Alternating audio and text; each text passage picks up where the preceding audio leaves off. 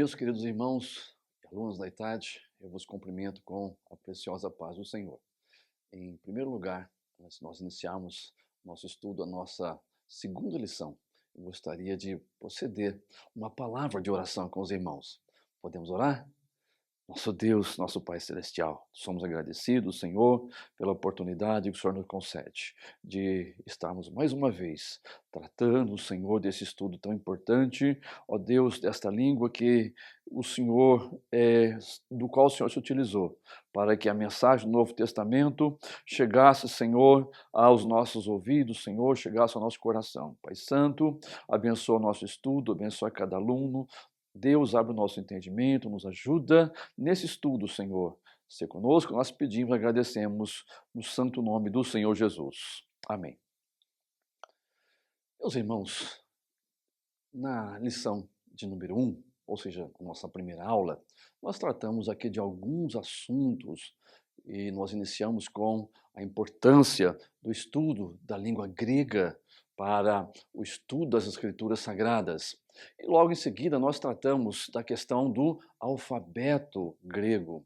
E eu gostaria de, nesta aula, antes de iniciar a lição de número 2, relembrar com os irmãos apenas o nosso alfabeto grego. Lembrando os irmãos que o contato diário com este conteúdo, com esta matéria, que fosse no mínimo 15 minutos ao dia, é essencial, é de suma importância para a memorização. Esse contato é muito importante, esse contato diário. Vejamos então, meus amados, vamos relembrar um pouco, ok? O nosso alfabeto grego. Lembrando então que nós vamos começar com a letra alfa, que corresponde ao nosso fonema A, ok? Logo em seguida nós temos a letra beta, ou beta, né, que corresponde ao nosso fonema B. Logo em seguida nós temos a letra gama, que corresponde à nossa letra G, ou seja, ao nosso fonema G, e o G aqui é um G gutural, ou seja, é um G de gato, né? Ok? Muito bem. Logo em seguida nós temos a letra delta, que corresponde também ao nosso fonema D, é um fonema dental, ok? Logo em seguida nós temos a letra epsilon, que corresponde à nossa letra E, ou à nossa letra E, verdade? Logo em seguida nós temos a letra zeta, que é uma consoante dupla, vamos nos lembrar disto, ok? Muito bem. Logo em seguida nós temos a letra eta, que vai corresponder à nossa letra E, só que é um E um pouco mais longo. Logo em seguida nós temos a letra teta ou teta, lembrando que este som é o som do tank em inglês. Eu não sei se na aula passada nós conseguimos reforçar essa informação para os irmãos, me parece que sim, né? Ou seja, é um som linguodental, onde a nossa língua utiliza a parte de trás dos nossos dentes, ou seja, a nossa língua ela esbarra, ela está colocada na parte posterior dos dentes superiores, ou seja, é um som então linguodental, ou seja, teta, né, ou teta, ok? Muito bem. Logo em seguida nós temos a letra iota, correspondendo então ao nosso fonema I. Logo em seguida nós temos a letra kappa, o som é de K, ok? Muito bem. Logo em seguida a letra lambda, correspondente ou correspondendo à letra L. Logo em seguida nós temos a letra mi, né? Aquele mi que nós citamos na aula passada, que é um som entre o U e o I, ele fica mais para o som de I do que para o U, não é verdade? Então nós pronunciamos mi, ok? Logo em seguida a letra Ni, correspondente ao nosso N, certo? Ok? Logo em seguida nós temos a letra Xi, também é uma consoante dupla, ou seja, tem dois sons, Xi, e lembrando que essa letra maiúscula do Xi não é o E, apenas a forma uncial ou a forma maiúscula da letra Xi. Logo em seguida nós temos a letra Ômicron, correspondente ao nosso fonema O, que é curto. Logo em seguida nós temos a letra Pi, correspondente ao nosso fonema P, ou a nossa letra P. Em seguida nós temos a letra Rho, correspondente à letra R.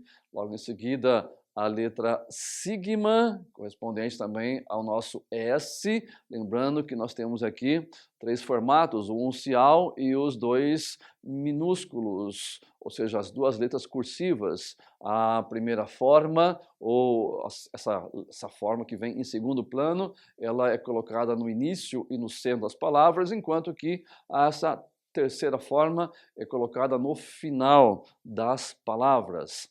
Logo em seguida, nós temos a letra tal, correspondente ao nosso T. Logo em seguida, nós temos a letra Y, ou seja, esse I é aquele I alemão, lembra os irmãos? Nós falamos aqui na aula passada, ou seja, é um U com o som de I, como em Miller, certo, meus amados? Então, nós temos aqui a letra Y ou Y, certo? Nós vamos pronunciar mais o U do que o I. Muito bem, temos logo em seguida a letra Fi e depois a letra Ki. Logo em seguida a letra Psi, que também é uma consoante dupla. Logo em seguida nós temos a última letra do alfabeto grego, que é a letra ômega. Também correspondendo ao nosso O, mas é um O um pouco mais longo do que o ômicron. Muito bem, meus amados. E logo em seguida nós, na aula passada, lembramos, irmãos, como é que nós fazemos essas letras, ou seja, como nós escrevemos essas letras.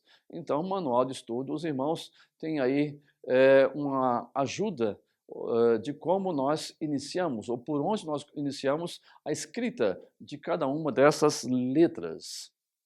Muito bem.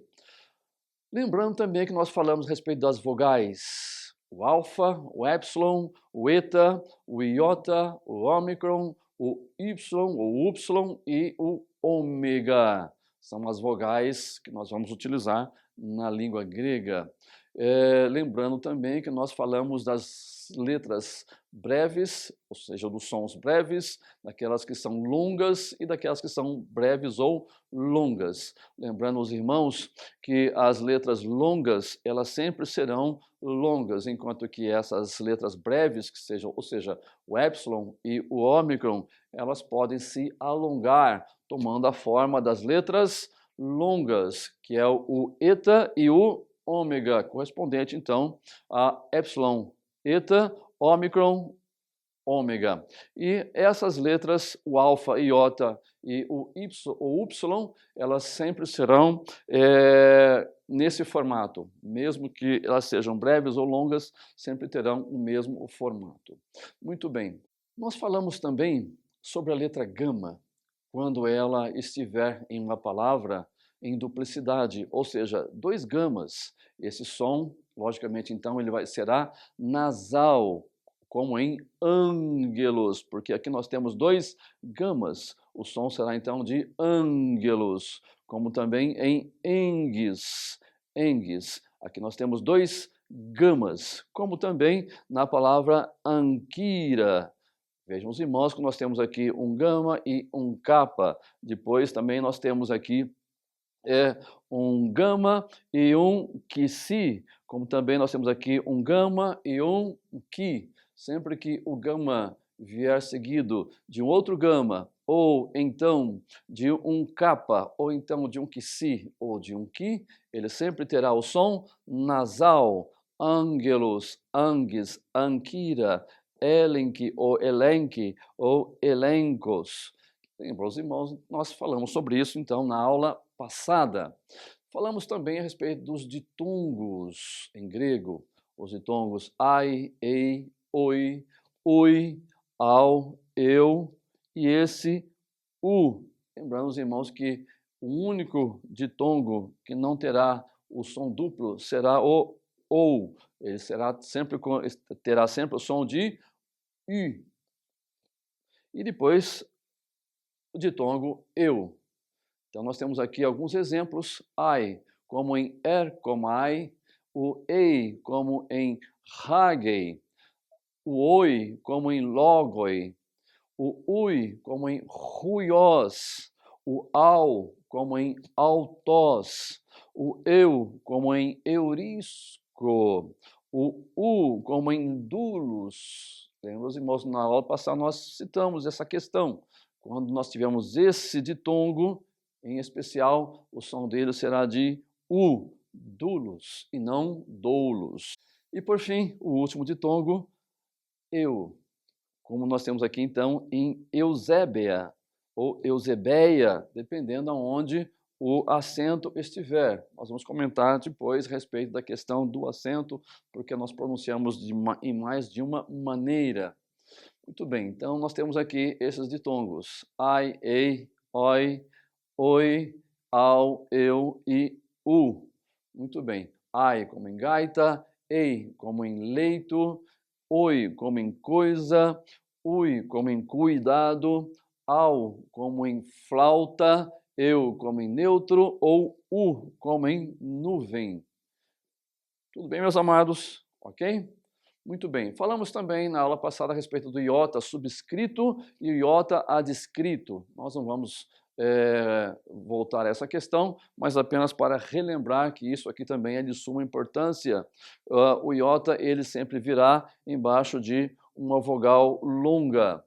Então nós vamos dar início à nossa lição de número 2, em que nós vamos tratar de sinais de aspiração, vamos tratar de acentos, pontuação, trataremos também de elisão e também de diérese. E logicamente eu preciso ser aqui bastante literal, é uma lição curta e nós vamos tratar esses assuntos em lições posteriores também. Muito bem, no manual de estudo dos irmãos, os irmãos têm o seguinte texto: a pontuação das sentenças pode fazer diferença na interpretação.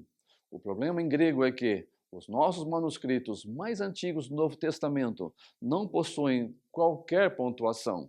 Neles há somente letras maiúsculas ou unciais, sem espaço entre elas ou entre as palavras. Os irmãos têm no manual de vocês essa expressão, como nós temos também no Novo Testamento. Era assim que os nossos manuscritos foram feitos. Vejam, os irmãos, esse exemplo. É um exemplo de um manuscrito sinaítico, apenas uma partezinha do manuscrito sinaítico. Vejam, irmãos, nós temos apenas letras unciais, sem espaço entre as letras, entre as palavras. Então, à medida que o latim se tornava a língua do Império Romano, as pessoas se tornavam menos aptas à leitura do grego. Assim, fez-se necessário a inserção de espaços e sinais de pontuação entre as palavras para facilitar a leitura. Logicamente, nós temos aí no terceiro, quarto século da nossa era, quando o grego começa a perder um pouco a sua influência e o latim começa a se impor um pouco mais, então nós temos essa ocorrência. E um exemplo clássico desse efeito dos sinais de pontuação, nós encontramos no Evangelho de João, capítulo 1, versículos 3 e 4. A NVI, ela traduz assim esse texto: todas as coisas foram feitas por intermédio dele. Sem ele, nada do que existe teria sido feito.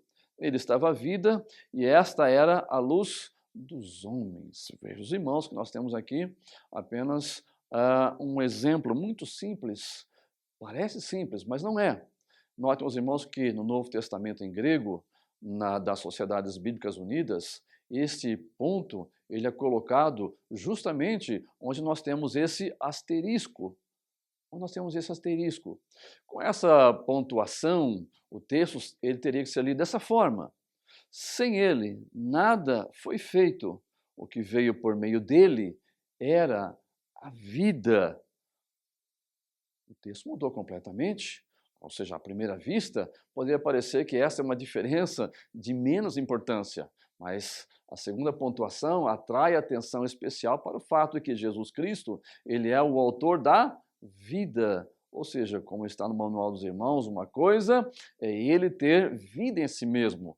Outra coisa muito mais significativa é que ele seja o próprio autor da vida.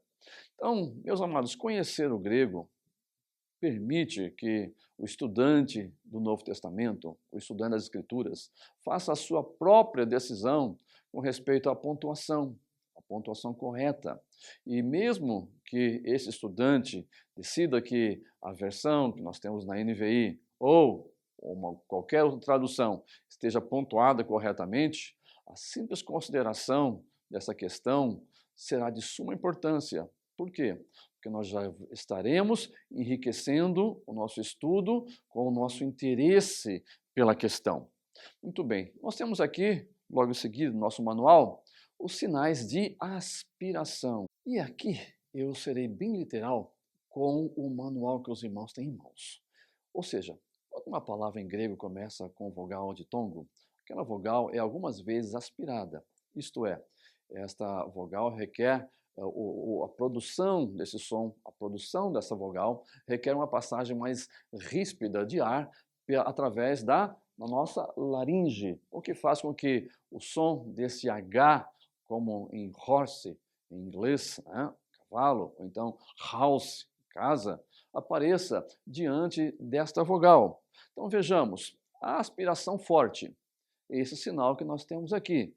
Nós já tratamos um pouco disso na aula passada, mas vamos apenas reforçar um pouco mais.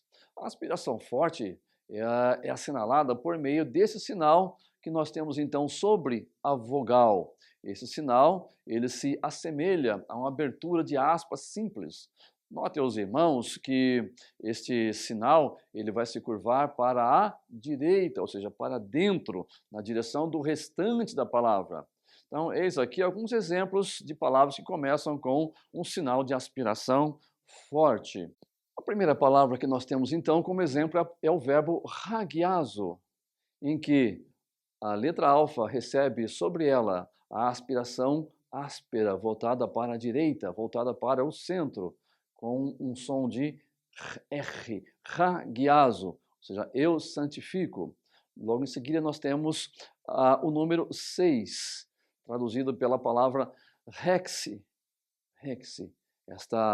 Esse som, esta palavra, também tem uma aspiração áspera, voltado para a direita, e ela se diferencia da mesma palavra, apenas com a aspiração branda, exi, que corresponderia então à preposição de dentro para fora. Logo em seguida nós temos a palavra remeis, correspondente aqui ao pronome nós.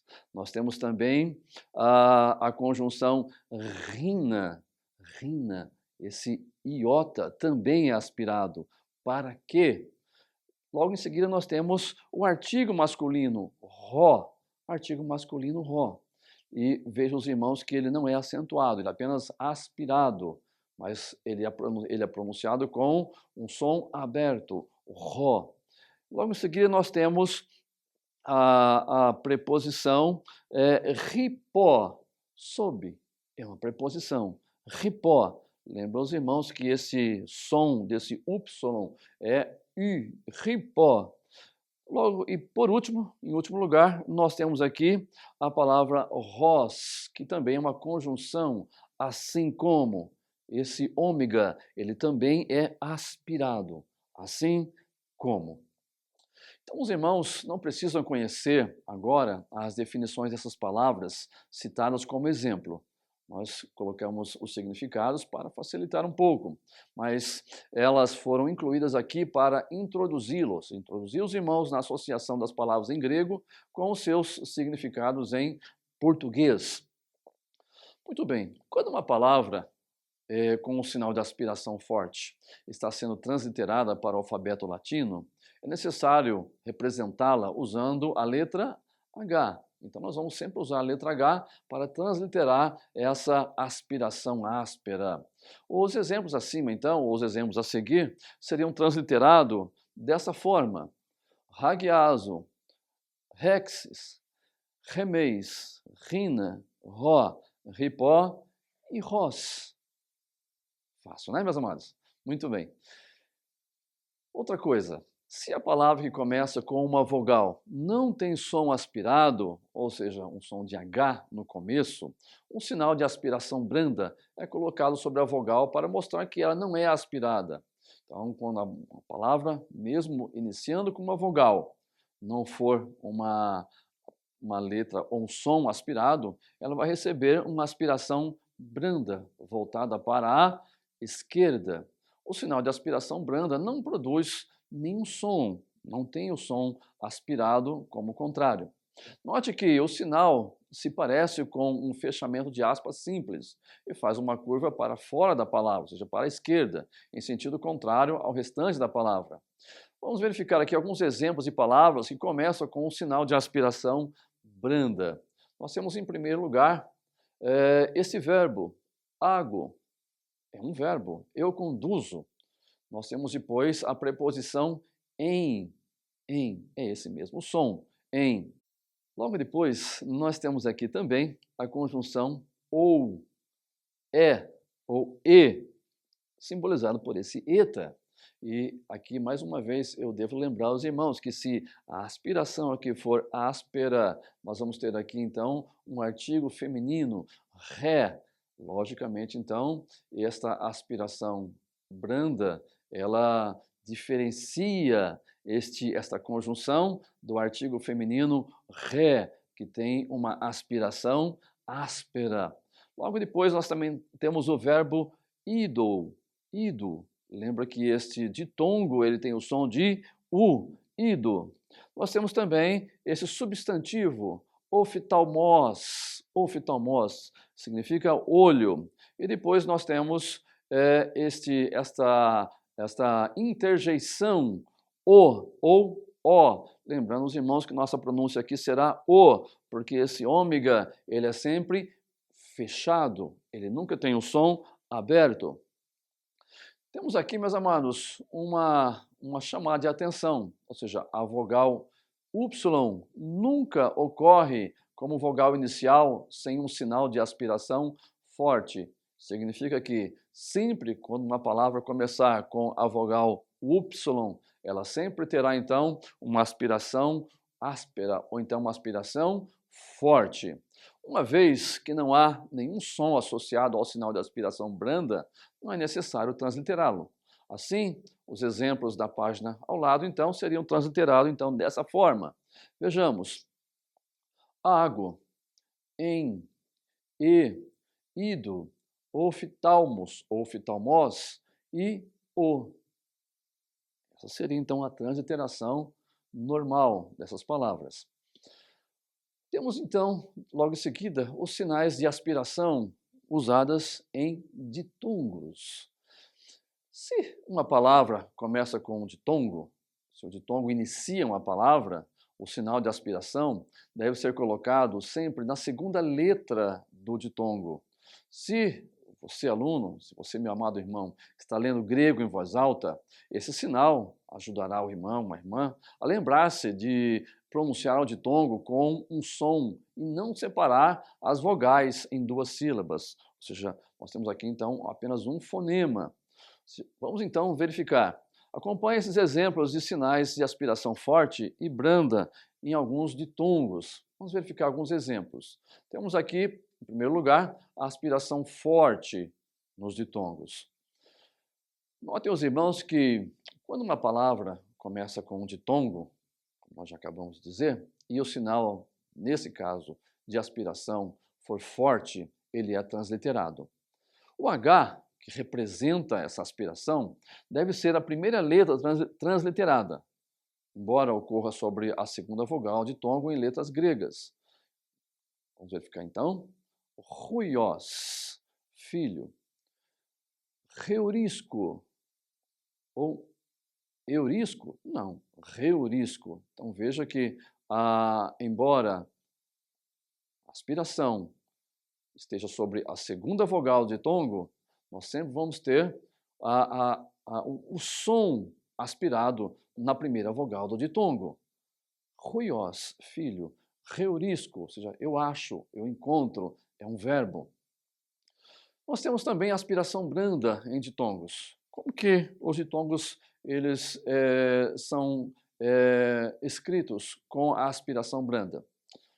Como nas vogais simples, o sinal de aspiração branda não acrescenta nenhum som aos ditongos e não precisa ser transliterado.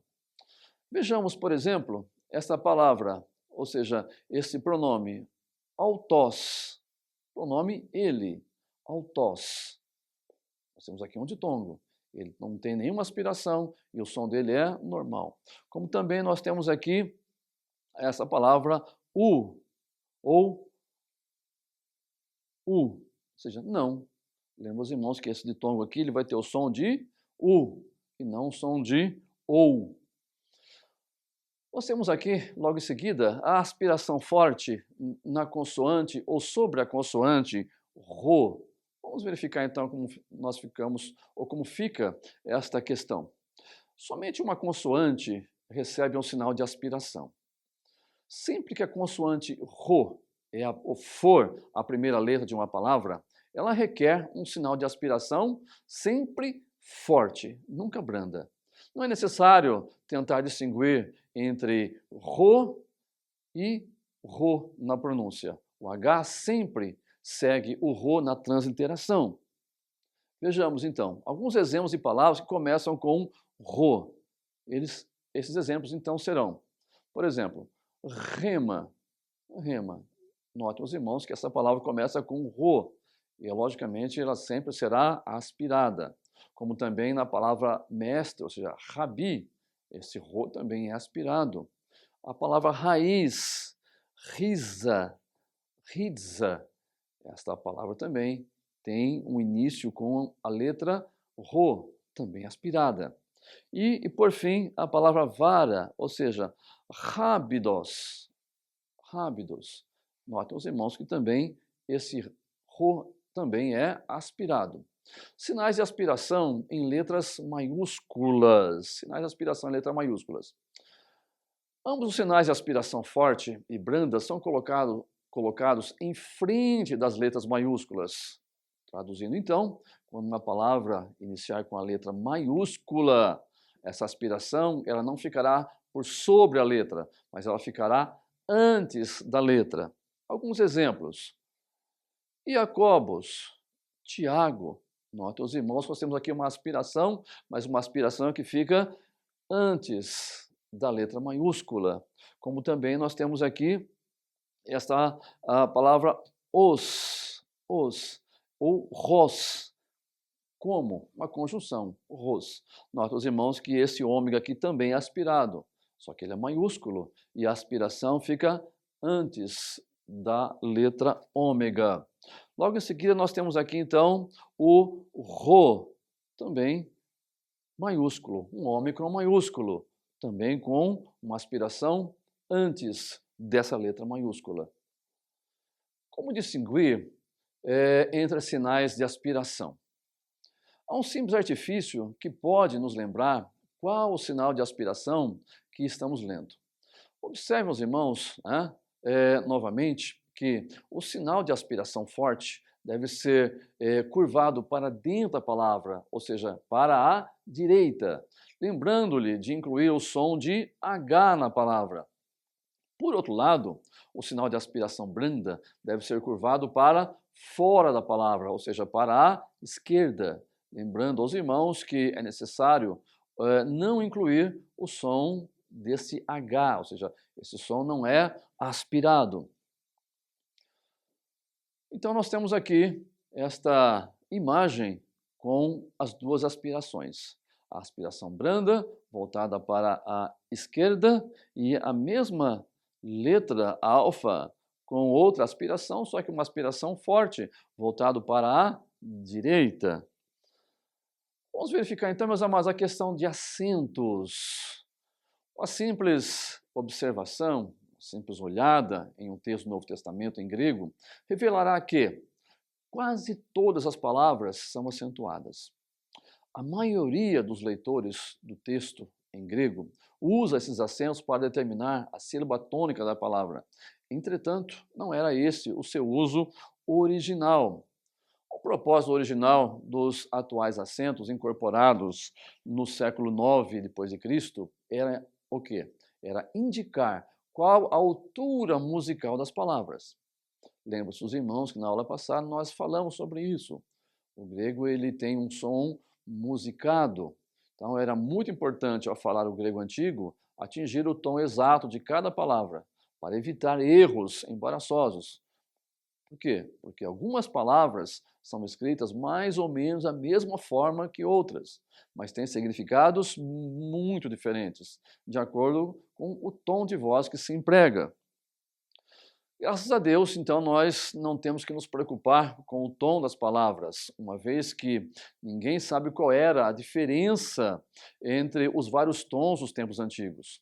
Como esses tons se perderam, os acentos são essencialmente relíquias sem sentido de uma cultura antiga. Eu estou sendo literal ao Manual dos Irmãos.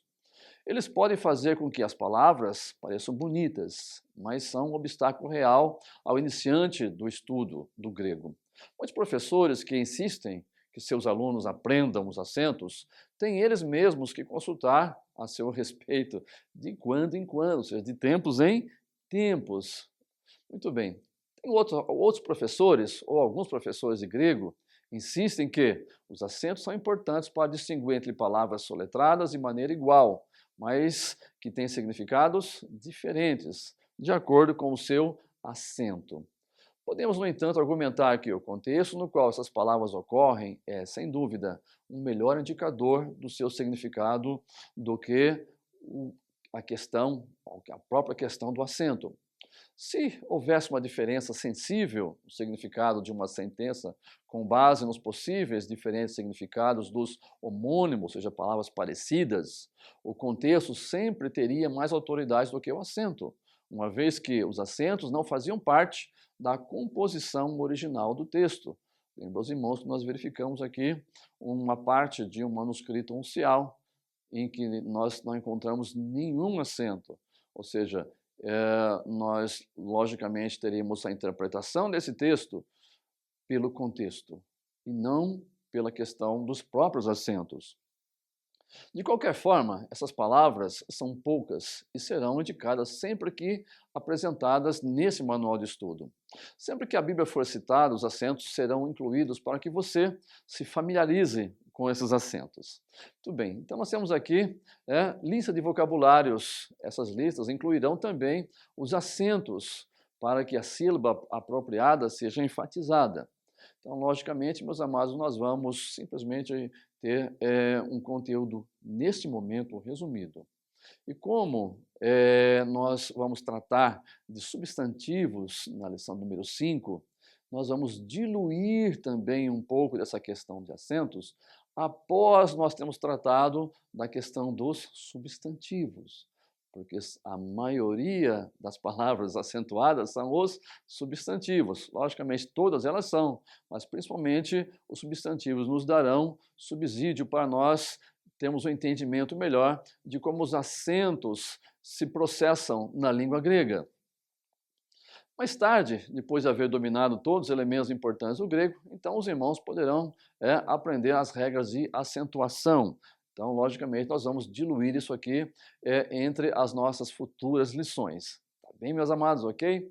Muito bem. Por enquanto, nós vamos nos preocupar apenas em verificar quais são os acentos que existem na língua grega. Ou seja, nós temos então um acento agudo, nós temos o acento circunflexo e nós temos o acento grave, que são usados no Novo Testamento em grego e como eles são colocados nas palavras. Logicamente, nós vamos tratar disso aqui em aulas futuras. Temos aqui alguns exemplos rápidos para isso. A palavra João, Ioannes, João. Essa palavra, esse nome próprio, tem um acento agudo, enquanto que a palavra Jesus, tem um acento circunflexo, enquanto que a palavra princípio, arquê, ou alguém pronuncia arqué, mas esse E é sempre fechado, então arquê, já tem um acento grave. Mas nessas palavras, logicamente, esse acento, como eu disse na aula passada, ele não é fixo, ele é móvel, dependerá das palavras que estiverem dentro da frase, dentro da sentença, esse acento poderá mudar. Uma maneira útil de memorizar os acentos é lembrar que os acentos graves apontam para baixo, os acentos agudos, por sua vez, apontam para cima e para frente dos caracteres. E os acentos circunflexos, eles formam um círculo, mas não o concluem, ou seja, é um semicírculo. Então nós temos aqui o acento agudo, o acento circunflexo e o acento grave. Acento agudo, circunflexo e o acento grave. Meus irmãos, um outro detalhe que os irmãos têm no vosso manual de estudo diz respeito a algumas poucas palavras que não têm um sinal de acentuação. E como eu disse aos irmãos, nas próximas aulas nós trataremos, após nós tratarmos o substantivo, das palavras que estão proclíticas e daquelas que são enclíticas. Além disso, é possível que determinadas palavras tenham mais que um sinal de acentuação. Isso dependerá se a sílaba for breve, se a sílaba for longa, ela vai, logicamente, solicitar, ela vai exigir que o sinal esteja mais próximo dessa sílaba longa ou mais distante dessa sílaba. Mas nós vamos tratar disso futuramente. Nós temos em seguida os sinais de pontuação. E nós vamos começar então pela vírgula. E esse sinal, ele se parece com o de mesmo nome em português. E aqui nós temos o texto exemplificando de Romanos, capítulo 7, e versículo 1. Não sabeis vós, irmãos, pois, que falo aos que sabem a lei, que a lei tem domínio? Aí os irmãos, então, têm o texto em grego com estas vírgulas, colocadas nessas posições que os irmãos têm no vosso manual de estudo. E agnoitei, adelphoi, gnoskousin, gar, nomon, lalo, hoti, ronomos, kireirei. Vejam os irmãos que estas vírgulas colocadas nas mesmas posições, praticamente muito parecidas com as que nós temos no nosso texto em português. Ponto de interrogação. Ponto de interrogação. Ponto de interrogação em grego é semelhante ao ponto e vírgula em português. E, portanto, nós vamos tomar para o nosso estudo o texto de 1 Coríntios, capítulo 12, e versículo 29. Me pantes apostoloi, me pantes profetai, me pantes didascaloi. Ou seja, porventura são todos apóstolos, são todos profetas, são todos doutores. Então, os irmãos estão percebendo que este ponto de interrogação, ele vem como se fosse um ponto e vírgula, como se fosse um ponto e vírgula. Logo em seguida, nós temos o ponto final, E é semelhante também ao de mesmo nome em português. E aqui nós temos o texto de Romanos 6, versículo 15, como exemplo. Me gnoito. E aqui nós temos, então, um ponto final. Me gnoito. Me gnoito. Ponto e vírgula. Ponto e vírgula. É um ponto colocado acima da linha. Veja, irmãos, que aqui é um sinal um pouco diferenciado. E nós vamos tomar, então, o texto 2 Coríntios, capítulo 5, versículo 17. Assim que, se alguém está em Cristo, nova criatura é. Então, nós temos aqui ponto e vírgula. As coisas velhas já passaram, eis que tudo se fez novo. Notem os irmãos que este ponto e vírgula, ele é representado desta forma em grego, ou seja, por sobre, ao lado da vogal, e não junto à linha em que a vogal está.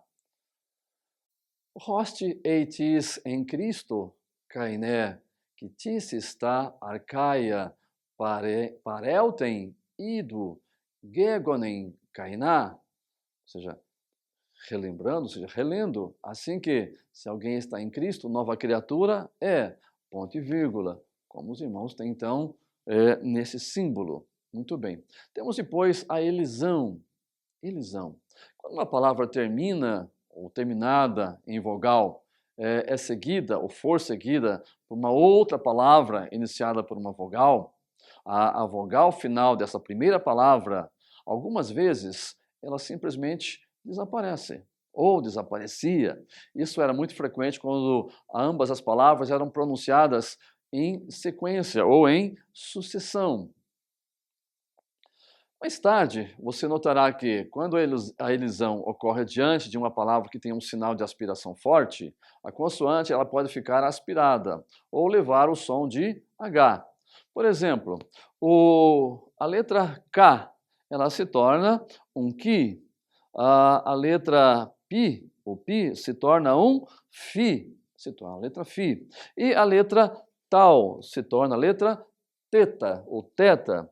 Isso reflete na maneira como a palavra era de fato pronunciada no grego koiné. Veja alguns exemplos de elisão. Nós temos aqui, por exemplo, uma preposição, apó, apó ao tu. Ou seja, como é que nós vamos ler isso então? Da mesma forma, apó ao tu. Só que essa letra ômicron, ela vai desaparecer daqui. Ela vai desaparecer, porque logo em seguida ela tem um ditongo. Ou seja, são duas vogais. Aqui nós temos a palavra metarremon. Metarremon. Veja os irmãos que também esta letra alfa, ela está elíptica neste ponto. Ela está elíptica, ou seja, nós temos aqui uma elisão. Mete remon. Muito bem. Logo em seguida nós temos a diérese. Diérese. Quando duas vogais ocorrem consecutivamente, não formando um ditongo, ou seja, são duas vogais, são vogais pronunciadas separadamente, elas não formam ditongo, ou seja, uma diérese, ou seja, um trema, estamos falando de trema, é frequentemente colocada sobre a segunda vogal, para indicar que ela deve ser separada na pronúncia. Notem os irmãos que os nomes de Isaías e Moisés, vejam como eles são pronunciados. Nós temos aqui então, Esaías. Aqui nós temos então uma diérese, ou seja, nós temos aqui um trema colocado sobre o iota, como também nós temos aqui um trema ou uma diérese colocada sobre a letra Y ou Y. Letra Y. Então, ela logicamente não formará um ditongo, Moisés. Não, ela será pronunciada separadamente. Isto posto, meus irmãos, nós vamos então colocar uma vírgula, um ponto final, né, nesta aula, bem resumida, apenas reforçando a informação de que assim que nós tratarmos os substantivos na lição número 5, nós voltaremos a tratar a respeito de acentuação, de pontuação, porque logicamente esta matéria, esse conteúdo, também depende do nosso conhecimento a respeito dos substantivos. Então, nós estamos encerrando esta aula nesse momento e voltaremos logo em seguida para o estudo da lição número 3, tratando a respeito dos verbos. Deus abençoe os irmãos.